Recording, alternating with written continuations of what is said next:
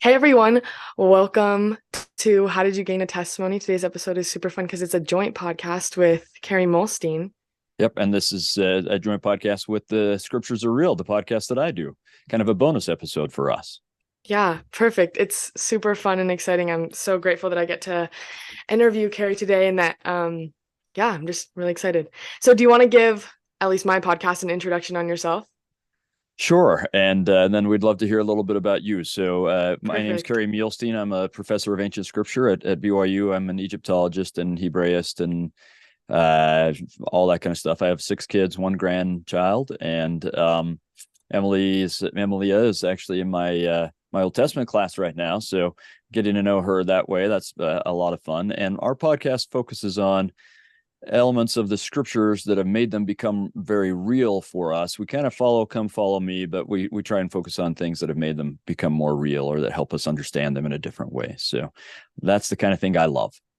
Yeah, that's so cool. And I listened to an episode or two of your podcast. I loved it. Felt the I'm spirit glad. so strong. It's just like insanely relatable and it's just so good. So I really liked Well, it. I felt the same thing. I checked out your podcast a little bit and I thought, oh, there's some really powerful things in here. They're really, really wonderful, powerful. So that's why I thought, well, let's do a joint one. Thank This you. will be a Yeah. little bit of kind of different than what we usually have on my podcast. That's why I'll call it a bonus episode. It's not doing come follow me, but I think we will talk about some things that have made the scriptures and other things become very real. So I hope it's Yeah. enjoyable for my listeners and for yours. No, for sure. I'm really excited. But a little bit of an intro on me. My name's Emilia Rabe. I'm a student at BYU. I'm majoring in psychology, minoring in ancient Near Eastern studies. I kind of want to go into religious psychology is the goal. But I And mean, you and don't I need a just have to degree. interrupt you. Like, how cool! Yeah. Because I got my bachelor's in psychology with a minor in Hebrew, but that Oh, was no way. basically Near Eastern studies at the time. So yeah, so very Yeah. very similar. And I'm sorry I did say No. your name wrong even after I asked you how to say it. But anyway, No, anyway, I you're meant totally fine. You're Amelia. totally So yeah, fine. But yeah, I mean, that's all you really need to know about me. But are you ready to kind where of are you jump from? in? Sure. Where are you from? Oh, so I kind of grew up all over. I was born in El Salvador. I All grew up right. in Mexico City and then kind of moved and lived in a lot of different places. But I graduated high school in Texas in like Dallas, Fort Worth area. So that's Great. what I call home. Wonderful. Okay. Yeah. Let's jump Yeah. in. We'll do this however you want to do it. Perfect. Okay, I'm super excited. Um, So let's start off with tell me a little bit about how you grew up, where you grew up, what your family was like growing up, and then what part the gospel played in that. That's a great question. I appreciate that, and I think it also speaks like to how I gained a testimony because I'm probably not what you were hoping for or looking for in that I can't remember not having a testimony. Mm, President Hinckley talks about that with himself and with others. He says you don't have to have like this big conversion story or something like that. It may be that you've known for so long that you can't remember it. In fact, he quoted Emerson, Ralph Waldo Emerson, when someone asked him, what books have influenced you the most? And he said, I wouldn't be able to tell you, just like I can't tell you what meals I've eaten, but they've still made me who I am. mm, That kind of thing. So I grew up in Sandy, Utah.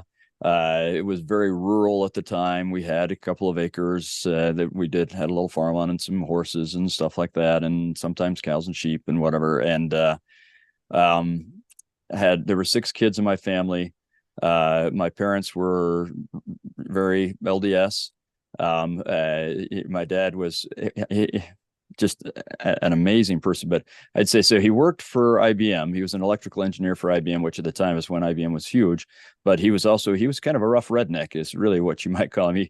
He wanted to be a farmer, but he had to do this when they had an orchard. They used to have a huge orchard, actually, a cherry orchard, right where like Y Mount is now at oh BYU wow. in that area.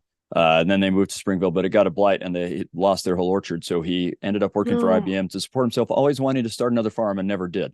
But so he was not, I mean, just a fantastic person, but I don't know that you would have looked at him and said, well, now there's a deep Latter day Saint, even though he ended up serving 2 missions with my mom, singing in choirs in general conference and temple dedications and things like that. But if you talked to him, you would have just said, yeah, there's kind of an old country boy is what you would have said, right? But anyway, Yeah. it certainly influenced me. I can remember waking up to get ready for school. I'm feeling like this is way too early to be getting up and getting ready for school. And I'd come up and my mom was making breakfast, but I could look over at the table and she'd have the scriptures and a whole bunch of books about the scriptures out. And she'd been getting up earlier than we were getting up to read her scriptures before she started making breakfast for us. And I think that's when I Mhm. first started to love the scriptures. That had a real influence on my Yeah. life. And her love of the scriptures and my dad's love of the temple. He just loved the temple.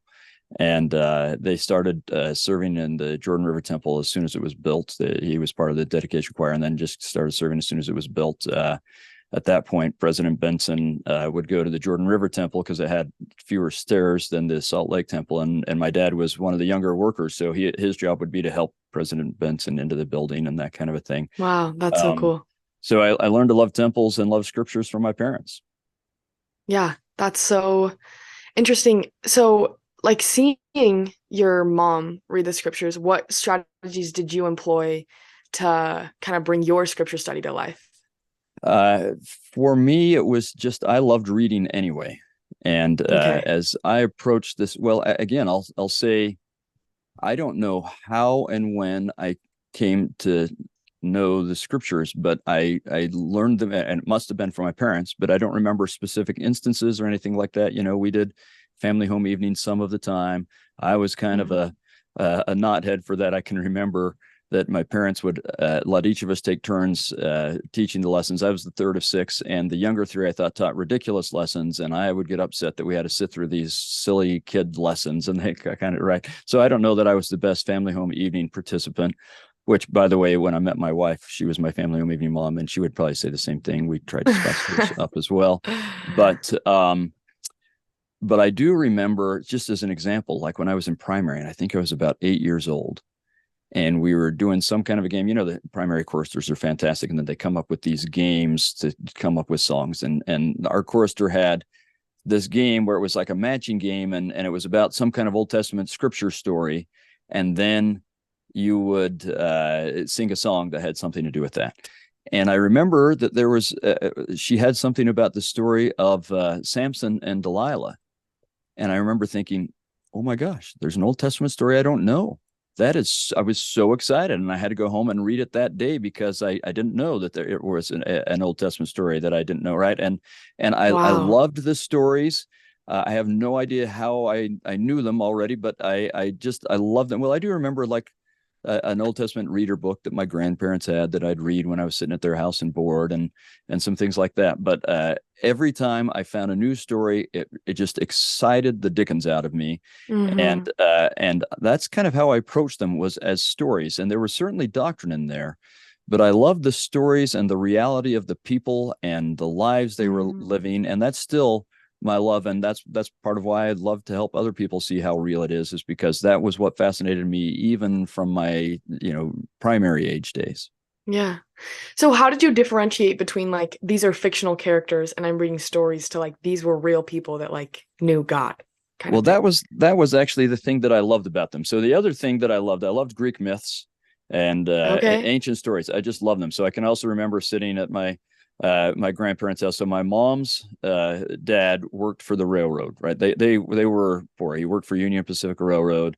Um, they they didn't have a lot, right? They're just simple folks, but they did have this little nook of their house. It had actually been their garage that then they built a separate garage, and so their house started out as a World War II bungalow. They got this and they moved it up on the Grandview Bench in Provo in Utah, and they built that as a house. Well, they stayed in there, and then they built a little house, and then eventually they turned the garage into this dining room, and there was a little nook of it where they had a bookshelf and they had some books, and they'd gotten some Reader's Digest books, and several of them were Greek myths.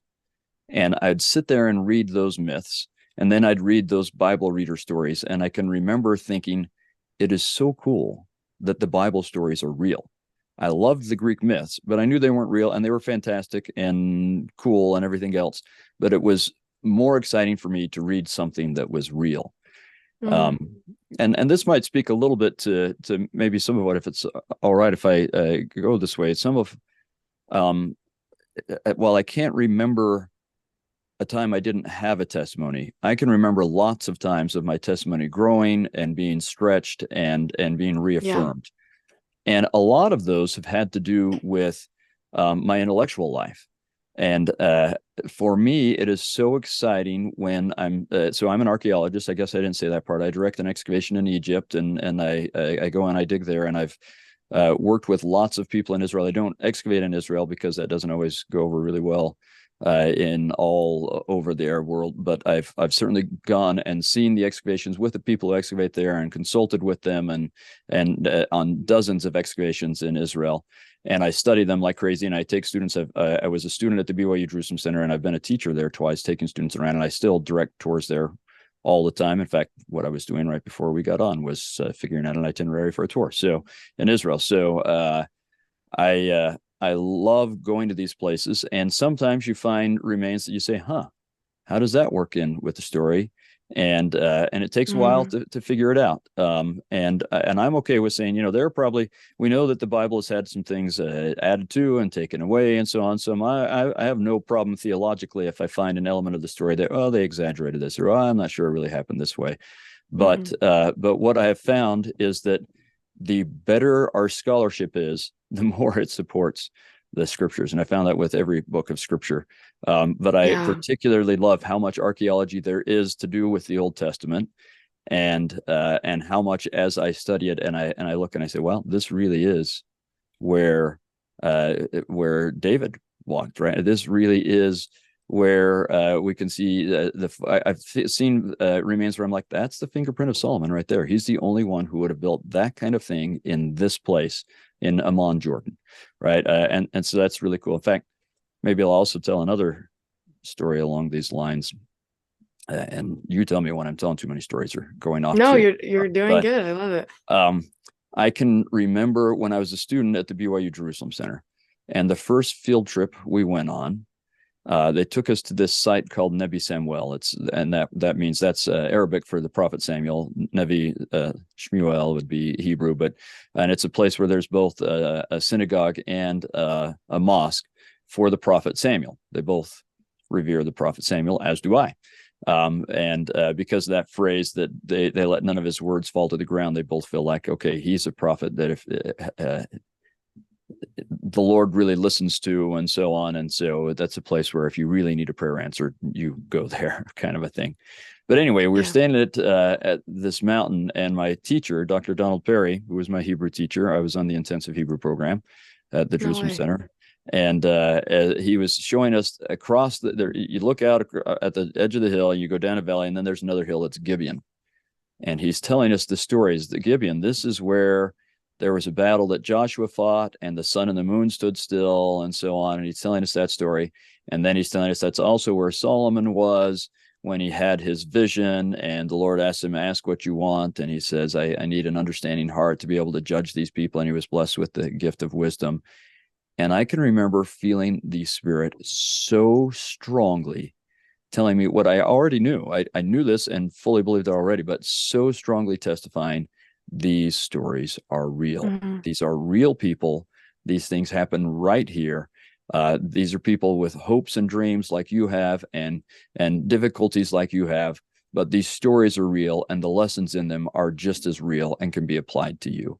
And it while I already knew that, that was life changing for me. It changed what I wanted to do and see and so on. It was incredible for me. Yeah. Dang, that's so cool and such a powerful experience. I've heard of a lot of, well, first of all, Donald Perry's my Hebrew teacher right now, so Yeah. that's really cool. Yep. He's the I knew that. best. Yeah. Yeah. He is a great teacher.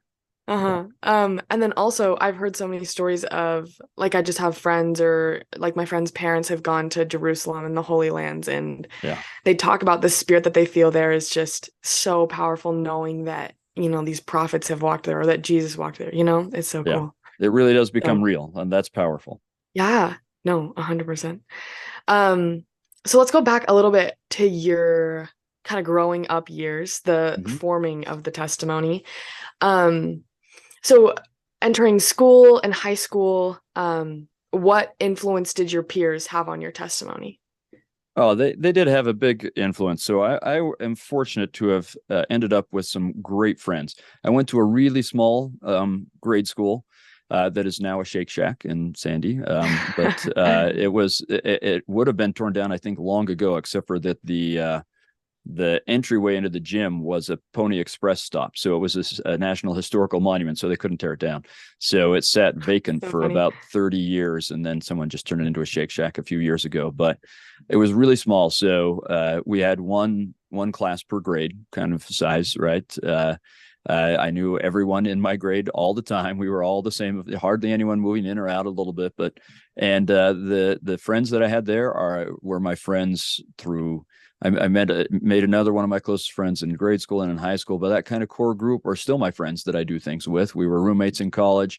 We were great close friends in high school. And so it was kind of like I didn't have a tremendous amount of choice who would be my friends. There weren't very many to choose from in that small little class, right? I was friends with everyone, but the ones that I was closest with have ended up being just amazing, amazing guys. And we were knuckleheads at times, there's no doubt. And we were smart Alex and got into our share of mischief and everything else. And yet always we're bringing each other back to saying, this is real. This is the gospel is real. The gospel is Mm. important. Let's rein ourselves in on these things. When we were dating in college, we'd try and help each other. Like, hey, you may be getting close to going over a line there. Let's be careful. At the same time that we were all encouraging each other to date as much as possible and that kind of a thing, right? Yeah.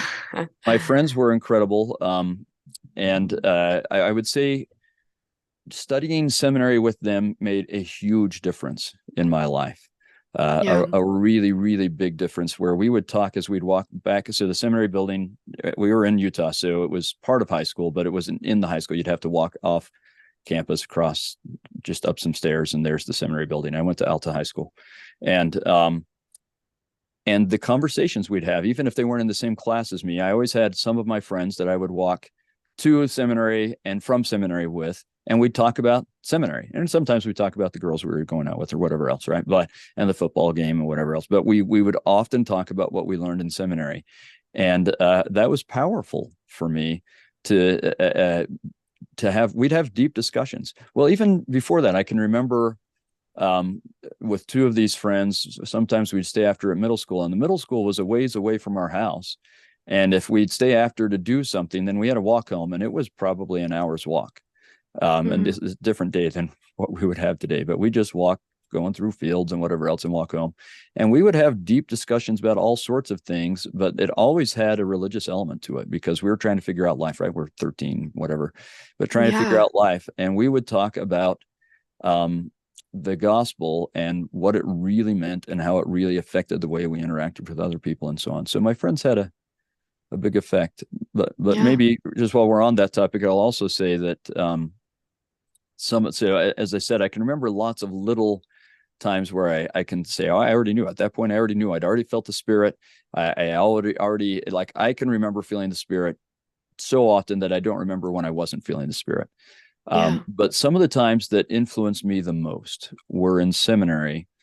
Um, the spirit really, really testifying to me of the truth of the Book of Mormon and the power it could have in my life. And some of that was Mm. because President Benson, who was president of the Quorum of the 12 at the when this first started, was talking about the Book of Mormon, and then as he became president of the church, and he was talking about it and gave some landmark addresses on the Book of Mormon, like while I was on my mission. But he keyed me into that, and I developed a really, really strong testimony of that. But I would say the first kind of element of the gospel that I can remember having burning experiences with that I absolutely knew so powerful I could not deny, could not argue, and it just consumed me were about Joseph Smith and the fact that he Mm. was a prophet.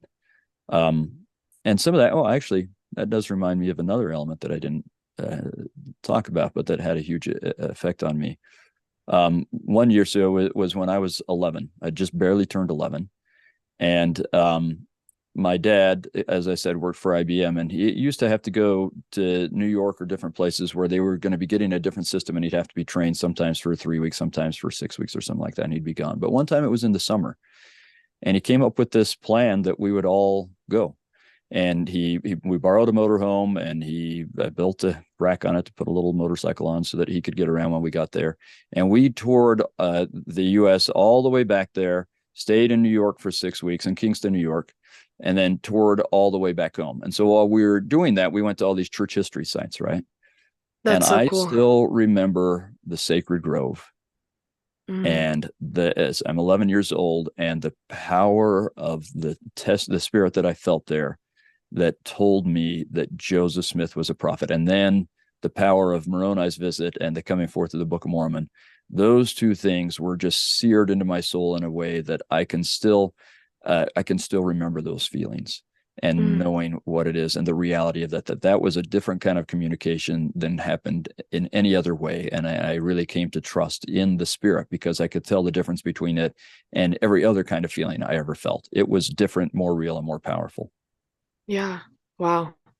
That's so cool too. I remember going to Sacred Grove when I was young too, and I don't know if I had a testimony at that point, but I do remember like feeling the spirit strong, like knowing that this was like sacred ground. And Yeah. so I totally get what you're saying. Yeah. Um, so you're having super spiritual experiences super young. And like you said, like you've can't remember a time when you didn't have the spirit with you or when you didn't have a testimony. How did you keep the seeds of like doubt from entering your mind and like kind of keep strong to like this pathway that you were on? Yeah. I think that is probably the most pertinent and relevant question I can imagine. And I would say I don't know that I could say I didn't keep the seeds of doubt from coming. I had all sorts of questions. I have an inquisitive mind. I'm always, I want to know. I want to know this. I want to know that. I want to see Hmm. how this works. I want to see how that works. And what does that look like? And so on. Um, and so I've always been looking into things, and I have um, been researching gospel things since, I mean, when I was in college, I got a job as a research assistant for a religion professor, right? I mean, I've just been researching this stuff for now. When did I first get that job? In 92. So 30 years now. Um, and so I've encountered a lot of things that have made me say, huh, how does that work? That seems to be at odds with what I know spiritually.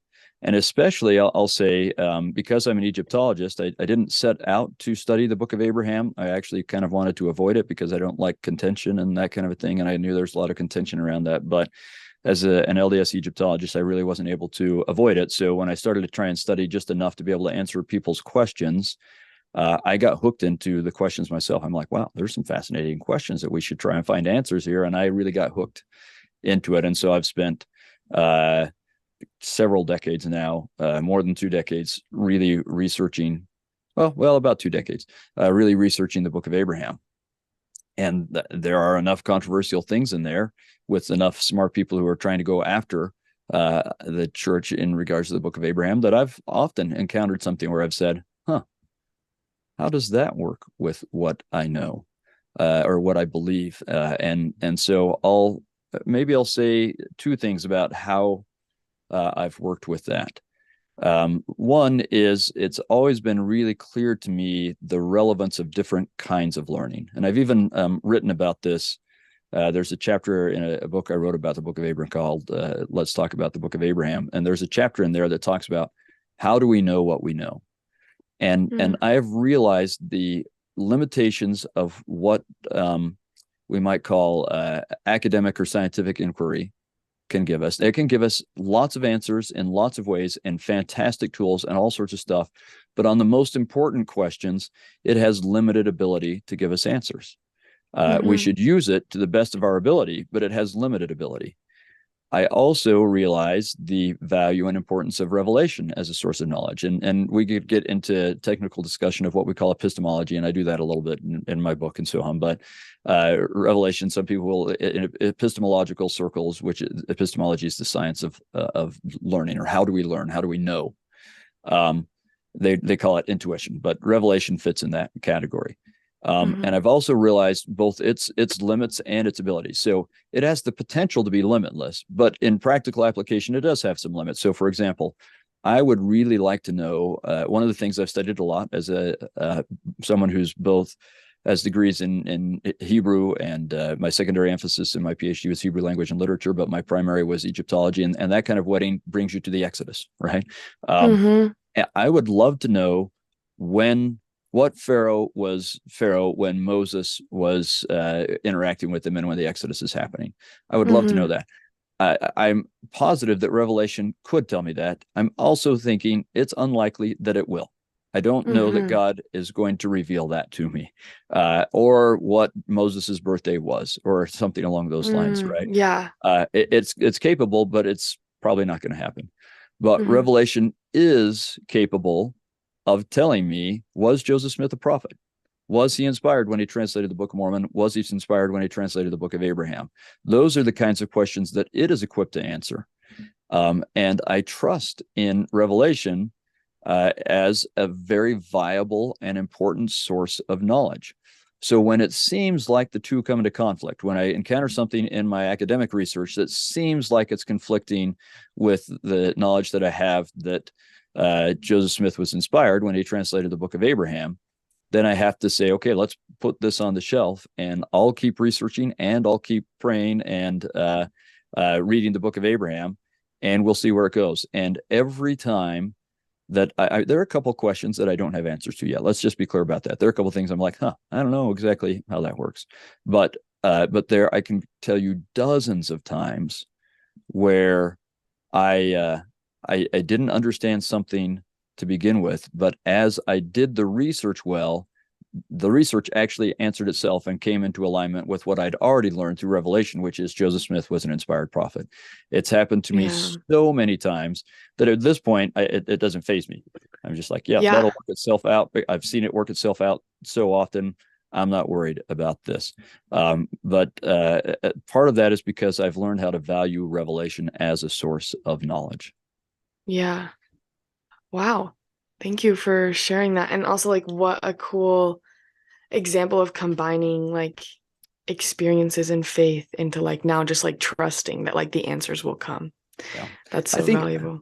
And I think that's a really, really important topic for today. Like a lot of people are struggling, if it's not academic issues, as it were, social issues might be Mm, more common, right? The place of women in the church, or the place of gender or sexuality or sexual orientation in marriage, and all sorts of social issues that are really important to people today. And the world is hmm. telling them one thing, just like maybe my academic training was telling me one thing. And Revelation seems to be telling us something that seems to be at odds. And often I found that when I thought that academic things and Revelation were at odds, the more I looked at it, the more I figured out they weren't at odds. I just had built a paradigm that created that, and it was a false paradigm, the way I was Yeah. approaching. That happens, I think, with social issues as well. If we know that prophets are inspired of God and that God has all truth and he knows what is best for us, then when we have these things that the world is telling us on social issues and they don't seem to mesh, then we can just say, okay, I'm going to trust Revelation, and sooner or later I will see how these things work together. The Spirit will help me mesh it together in my mind. It may take a little while. It might take me a few years. I don't know, but Hmm. I can trust in God enough to be patient in that messy middle while I wait for God to help it all make sense in my mind, and know that Yeah. it's better to trust what's coming through Revelation than it is all the trendy ideas of the world, which honestly will change in 5 years anyway, and then there'll be another way of looking at it, and then another way of looking at it, and then another way of looking at it. Yeah. No, I totally agree. And I've seen a lot of my peers struggle with the social issues, and I like myself have been like, wait, that's kind of crazy. And I totally agree with what you're saying. You just got to have faith that, it'll work itself out and trust revelation above all Yeah. else. So I second your testimony on that. Um, Academia is always learning, like theories that we thought were true yesterday, tomorrow we will know, oh, actually we were wrong on that. And that's one of the reasons mhm. why Revelation is more consistent. Let's be careful adopting the academic theory of the day over Revelation. I would say that about social theories as well. Yeah. The way we view these things is different today than it was the day before, and the day before, and it'll be different 5 years from now. Why get caught up in what is the big burning movement right now that a few years later we'll say, whoa, we were looking at that weird, and ignore the stable, steady, reliable source of revelation? Yeah. Fully agree. So you talked a little bit about how your dad had a really strong testimony of the temple. Mm-hmm. How did attending the temple, receiving your own endowment, uh, impact your testimony? I love it. Again, I'm someone who is prone to analytics. I love symbolism. It's part of why I got into the Bible and then got into Egyptology, really, because I thought they were better at doing symbols than anyone else.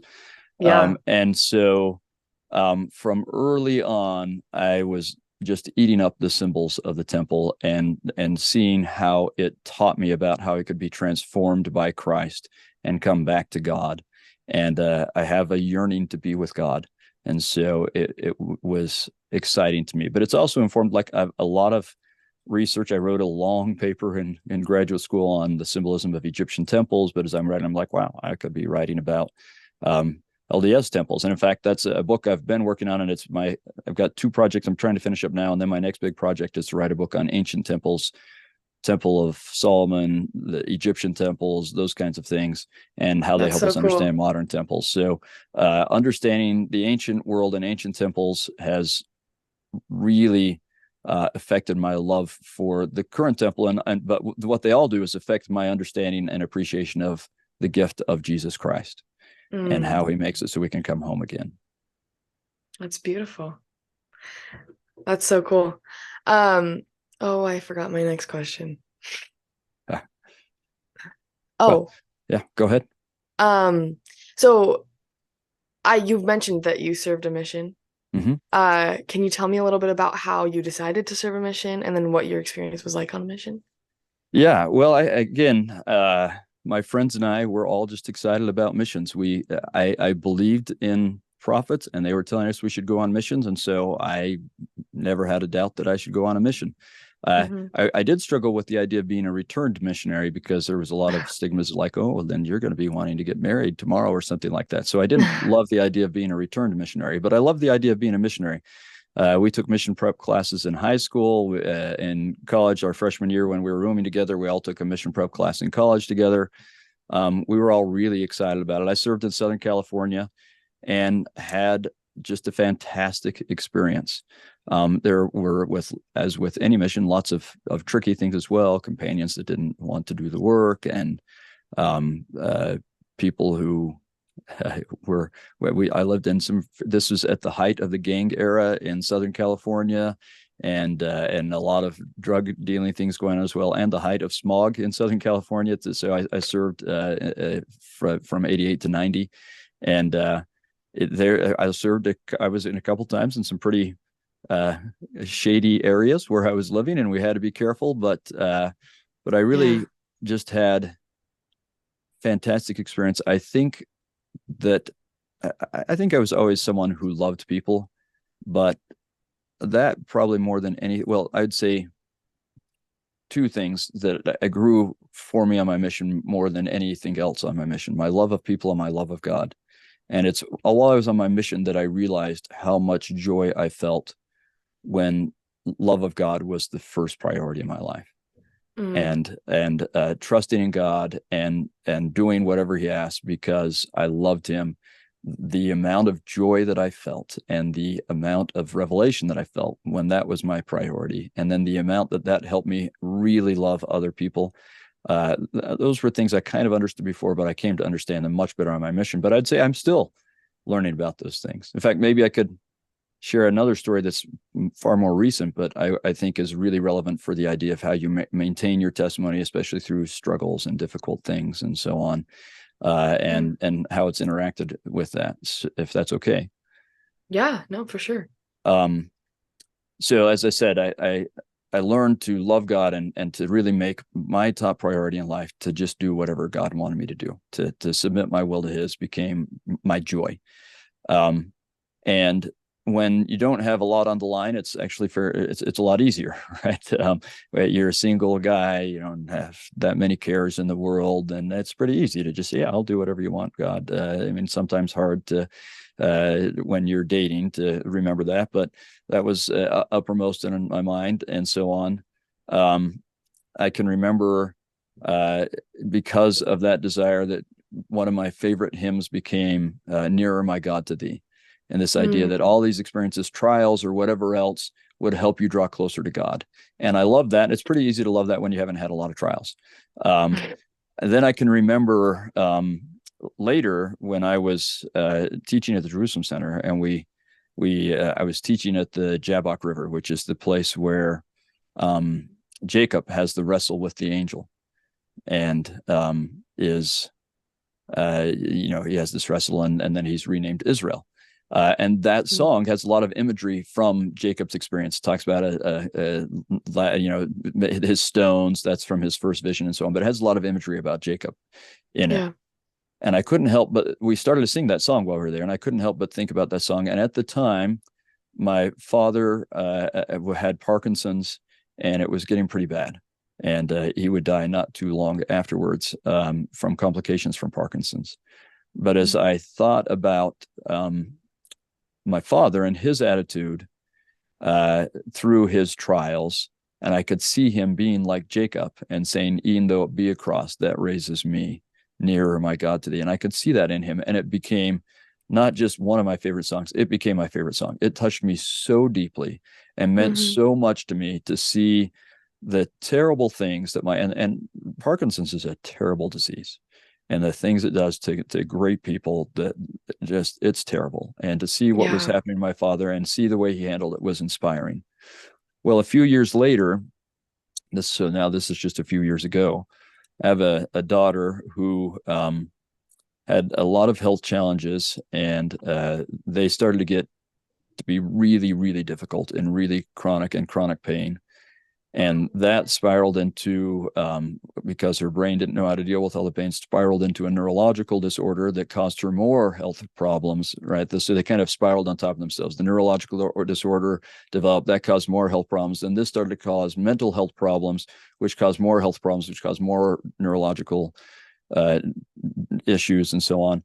And we had a while that was terrible, just absolutely terrible. And my heart was breaking. It still is in many ways for my daughter. But things have gotten better because we finally figured out what this neurological disease was and so on. But at the time, like, both in terms of health wise, there were times where we didn't, like, I thought, man, we no doctors knew what was going on, and I don't know how she's going to survive this. I thought she was going to die. There were times where she didn't want to live because of the mental health challenges. The neurological disorder would sometimes trigger panic attacks and severe depression and things like this. And so I can remember one time, one summer, when I just wanted her to have some happy moments sometimes. And I knew when she was younger, we'd gone to some Vocal Point concerts and she'd loved it. And they were doing this big anniversary concert up in the Tabernacle. And so we took her and one of her friends up there just so she could have a happy hour. We just wanted her to have a time that was happy. And one of the singers started to sing Nearer My God to Thee. And I was so glad. It's my favorite song. And then I started to think about that line, even though it be a cross that raises me. And I realized that right now, the cross that was raising me was my daughter suffering. And I actually didn't like that. I suddenly hated that song. And I had to sift through, God, I don't know how I feel about you right now. I don't know how I feel about this right now. I can't take seeing my daughter suffer anymore. And we've been praying and praying and praying for miracles again and again. And President Nelson had given his talk, pray for and expect miracles. And we put Mm. faith in that. And we were praying for them. And it just wasn't happening. And our prayers weren't being answered. And she was getting worse and worse and worse and so on and so on. It hadn't been a faith issue for me until I was listening to that song. And I thought of it that way, that why would my daughter be the cross that's raising me? That doesn't seem right. That doesn't seem fair.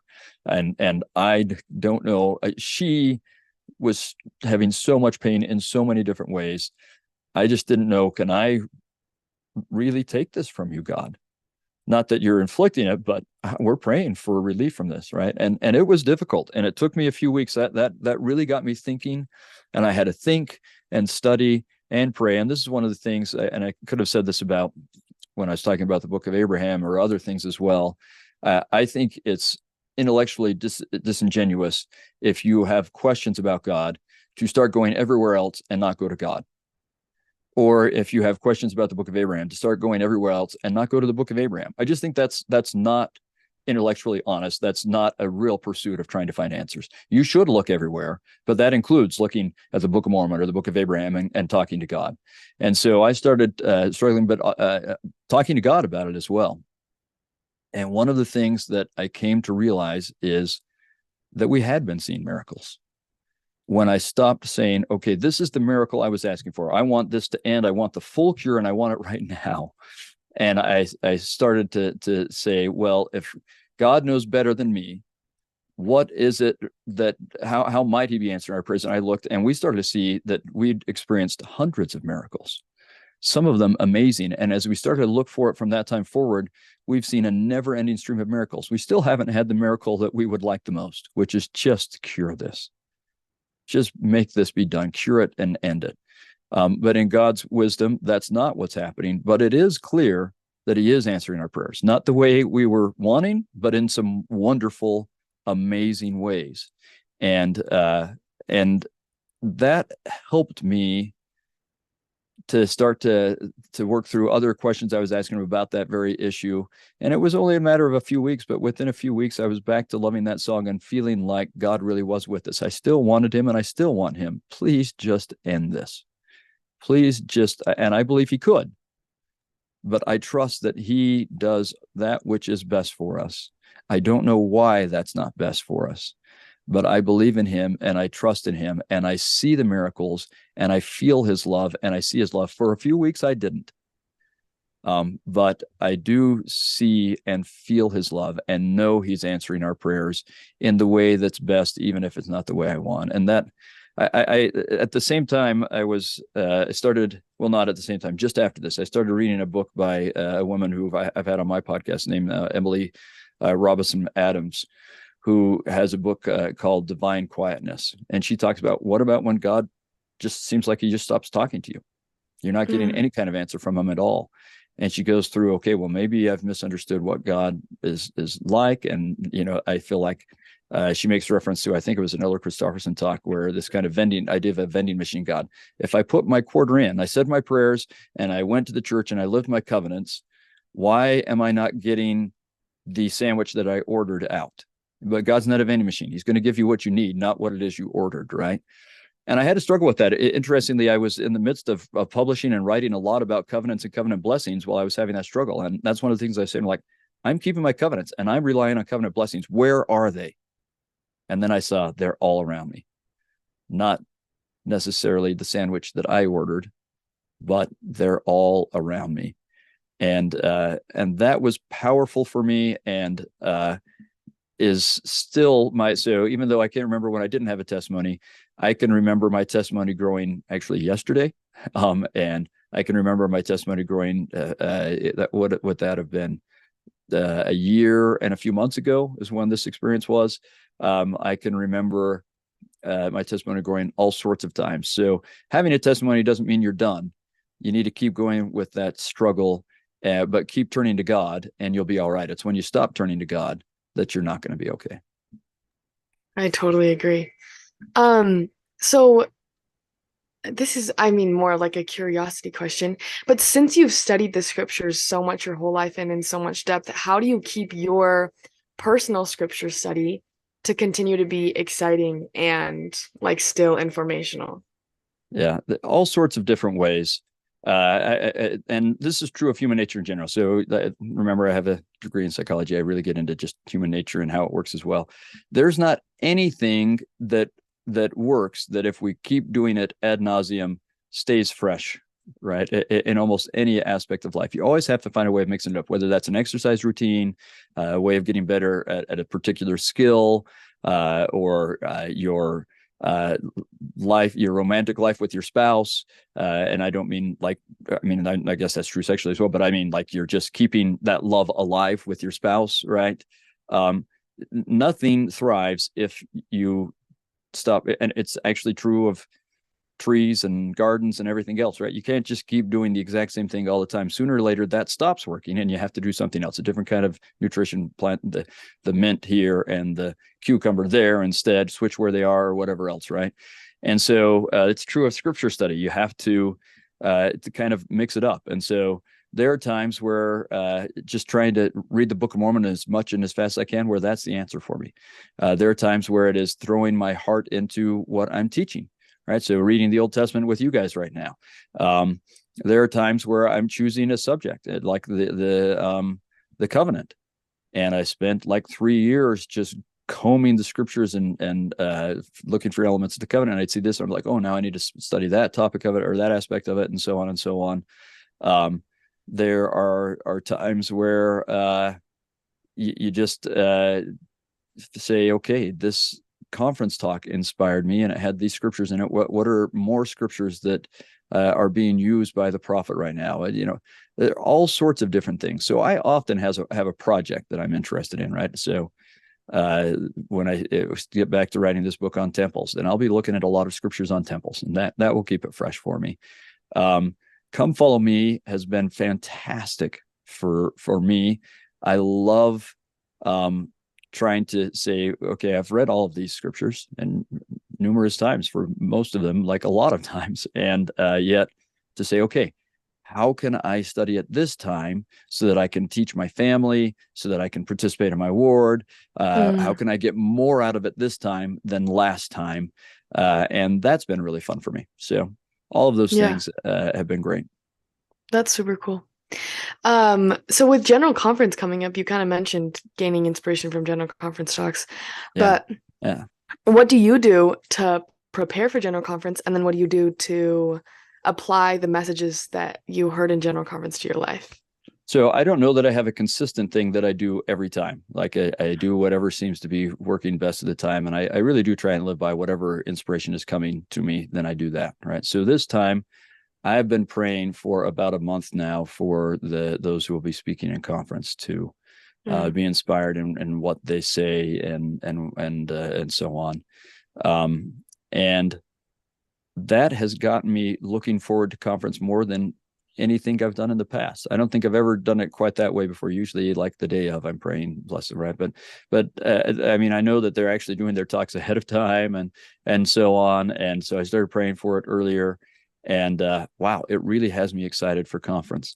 yeah. And I've also just started listening to old President Nelson talks. So I've been listening to some talks of his from 1996 and from 2007 and so on and so on. And then listening to all of his talks he's given as president of the church. I have drive time. I have exercise time. I have time where I woke up and I'd like to go back to sleep. And so I use all of those things to right now to be listening to conference. And that's got me really excited about this. I will just say, so I've loved every prophet that I can remember. Like President Kimball is kind of the prophet of my youth, President Benson, the prophet of my young single adulthood. Mm, And during all of that, I loved President Hinckley. I mean, so much. He was kind of our prophet through three prophets, right? Loved President Hinckley so much, and the storyteller President Monson.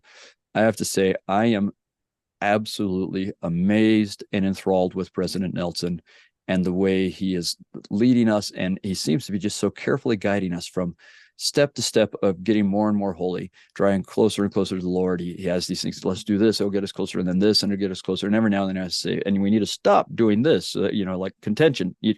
Twice he's told us, you got to stop that or we're not going to make it. Anyway, so hmm studying President Nelson and where he's trying to take us and how he's trying to take us there has got me more excited for conference than I think I've ever been. That's so cool. I think that you described it perfectly as like he's carefully guiding us because that's exactly like the character trait that comes to mind when I think of President Nelson always is conscientious. Like Yeah. every single one of his talks is clearly like meticulously crafted to lead us closer to Jesus Christ than we've ever been before. So I Yeah. love President Nelson too. Yeah. It's Um been amazing. It's been an amazing ride with President Nelson. yeah, he's Breathtaking the at best. times. Yeah. Uh-huh, 100%. My last question for you is, what is your advice for somebody struggling to gain a testimony? I appreciate that question. And I think, it's just so powerful to think of remembering what you have learned. So I think there are two things. If you haven't ever had a testimony, then turn to God, try some of those things. So just as an example, and this would be a great place to start. You need to start somewhere. I would recommend starting with the Book of Mormon. Right. So as I said, I remember loving the Book of Mormon, knowing the Book of Mormon was true, but there was this great talk by President Benson when I was younger, and he was quoting President Romney, but he talked about, if you study the Book of Mormon seriously, you will see this and this and this and this and this in your life. And I decided I'm going to go like 100 days without missing the Book of Mormon and see if that happens. And wow, it happened. Right. So this is like a scientific experiment. It's kind of like Alma saying experiment on the word, but it's like a scientific experiment where you say, here's the theory. I'm going to do this. Oh, look, it happened. Well, and can I duplicate it, and can others duplicate it? I had friends who tried it. I tried it again. Yes, you could duplicate. This happens. This Mm-hmm. is real, right? So I would say if you're struggling to get a testimony, then do something like that. Take either studying the words of the living prophets or the Book of Mormon and praying to God, and put your whole heart into it and see what happens to you. See if it's not like President Nelson said, if that's where you really find peace and rest and joy, right? Yeah. And you really will. If you've had a testimony, sometimes you can be doing those things and it still kind of struggles. I would say this, and I wish I'd done this with my children more. Um, I hope that people will write down when they have experiences, the kind of experiences you and I have talked about. I hope that people will write it down, and that when your children have it, you'll write it down for them, because later on they're not going to remember it, and you can get it out and say, I remember when this happened for you. And I remember when this, do you remember that? And then they may remember those feelings, because we're not going to feel the Spirit every moment of every day. And we may go months without feeling the Spirit, especially now. We're having this wave of mental health challenges, depression and anxiety, and it's very, very difficult to feel the Spirit when you're having those challenges. And what's more, the medication that we use, and please don't take me wrong, I'm not asking anyone to jump off their medication. Don't do anything without talking to your psychiatrist and your psychologist or whatever else, right? But the medication that we use is feeling numbing enough that can make it very difficult to feel the Spirit. You might be feeling the Spirit and you Mm-hmm. can't tell because you're numb to your feelings. In fact, I once met a girl who said, I recognize that because of my mental health challenges and the medication I'm on, that I have a hard time feeling the Spirit. So I just pray that other people will feel the Spirit, and I'll just know when they're telling me something that I should do. That was a really mature way to go about it. But anyway, but what you can also do is go back and read or remember the times that you have felt the Spirit. And that is really powerful. And the other one is, a thing I would recommend, is what I already have, is don't be intellectually disingenuous. If you are struggling with your testimony, look for answers all over the place, but that has to include the sources you're really wanting to know about. You Yeah. have to keep studying the words of modern prophets. You have to keep reading the scriptures, and you have to keep praying. And if you're not doing that, you're not being honest in your pursuit of truth. You're not Mm-hmm. really trying to figure it out. So keep doing it while you're looking at whatever else it is you're looking at. Keep doing that, and it will be really important for you. I'd also recommend reading or listening to a BYU devotional by Elder Corbridge called Stand Forever, that addresses a lot of these issues, that I think is one of the more powerful talks that I've heard. I would recommend that for anyone who's struggling as well. That's so cool. Well, And thanks so and much. maybe I I'll just second. add, if it's okay, that Yeah. I don't know why, but I just want to add this. I cannot tell you how many times I have had both intellectual and spiritual experiences that have confirmed my testimony, whether that be linguistic elements of the Book of Mormon. And there have been some whoppers where I've thought, there is no way Joseph Smith could have known this, but it is such a perfect fit. I've seen that in the Book of Abraham, like words that Joseph Smith gives us a definition to, that as we did the research, we're like, oh, wait, that's exactly what that meant in Abraham's day in Egyptian and not anywhere else. How could Joseph Smith have made that word up, right? All sorts of things that I have both an intellectual and a spiritual testimony of, and they complement each other perfectly. I know, with every way I know of how to learn, I know that this is the restored gospel of Jesus Christ, that these scriptures that we hold, both ancient and restoration scriptures, are the word of God, and that there are prophets who speak to us today. I've verified it in every way I can think of, Mm-hmm. repeatedly in my life, and it has been powerful, and it's true. Yeah. Thank you so much for your testimony. That was so powerful. And I think it's hard for a lot of people because, I mean, there's statistics that show that like higher education sometimes results in like less religiosity and stuff like that. So your advice on reconciling faith and education is so helpful and Thank cool. you. Now, here's an interesting caveat to that. You're right that there are all sorts of statistics that show the higher education, less the religiosity. The trend is reversed for members of the Church of Jesus Christ of Latter-day Saints. Typically, the higher your education, the more you're Yeah. religious as a member of our church, and that says something, I think. Uh-huh. No, I totally agree. So that's so cool. But yeah, thank you for being vulnerable. Thank you for your advice. Thank you for your storytelling. I really enjoyed interviewing you and I felt the spirit and I hope that the listeners felt the spirit too and found comfort in your journey. Thank you for the opportunity. It's, as I said, it's a little bit different from my podcast, but as you asked this, I thought I teach the scriptures all the time. I'd like to tell bear my testimony in some different ways. So thank you for giving me that opportunity. Yeah, no, it's super fun. I'm glad you were open to it. You're inspired to do this podcast. You're inspired. It's a powerful thing. Thank you. Thank you so much.